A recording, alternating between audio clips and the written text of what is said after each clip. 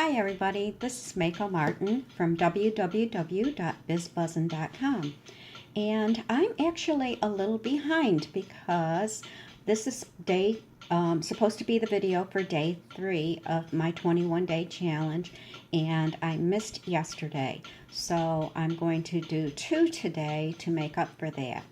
And the reason I missed it is because they say technical difficulties cause you to have technical problems, and that basically is what happened to me yesterday.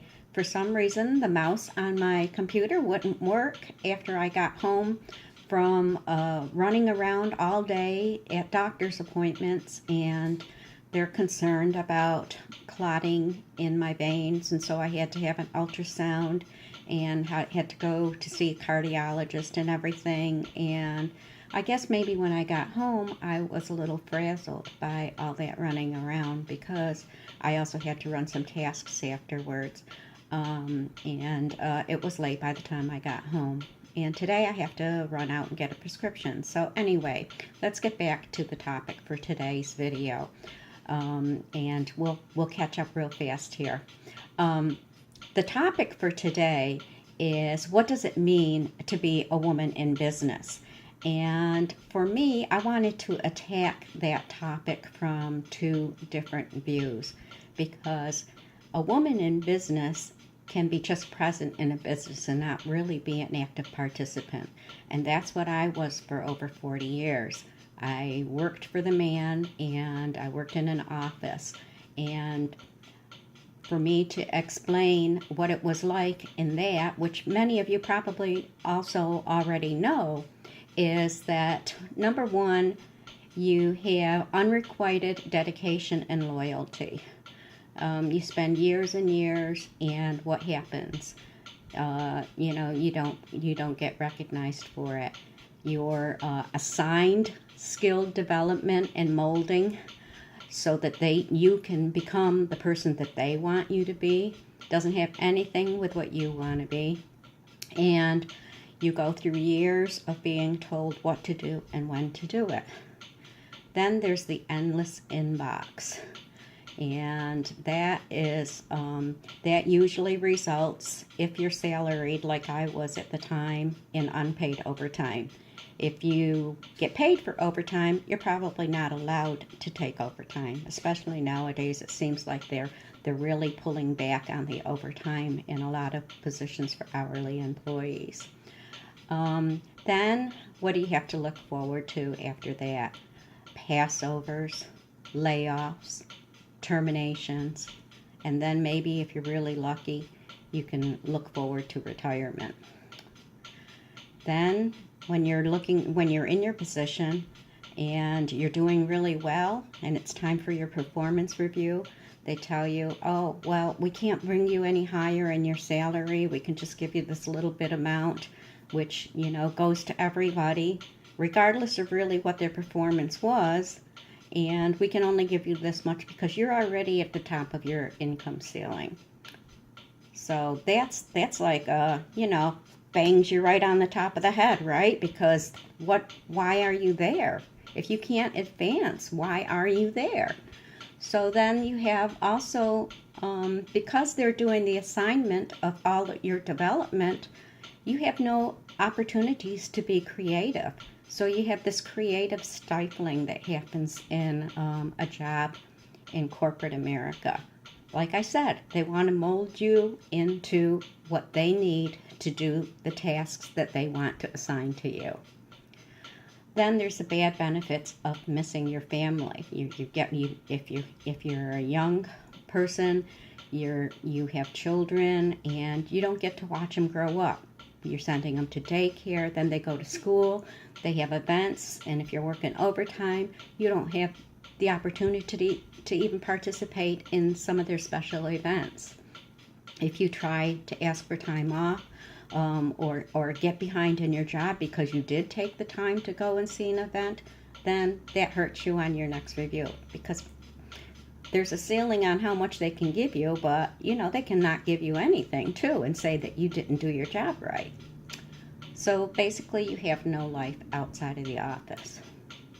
Now I want to look at the aspect of a woman who owns and operates her own business.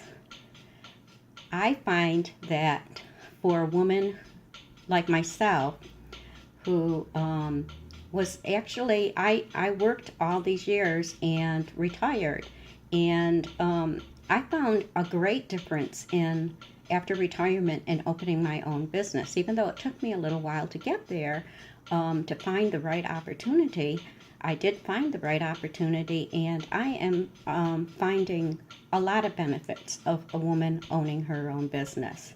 You have a sense of recognition and accomplishment that you just don't get in corporate America.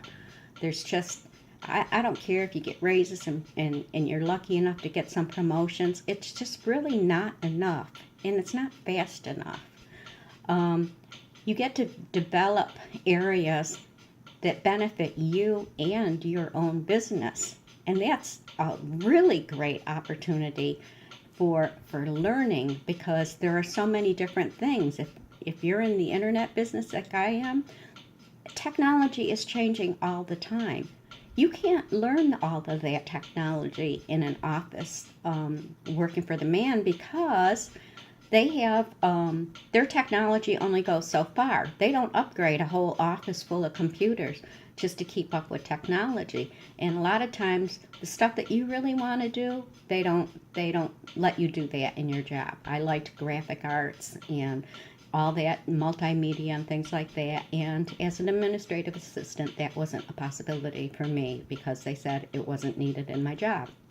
So another other thing is, there's nobody telling you what to do. You're your own boss. So you want to make sure that when you have your own business, that you're running it like a business. And otherwise, you won't be making money. So you're your own boss, and if you want to take time off, then you can. If you need to go to the doctor, then you can.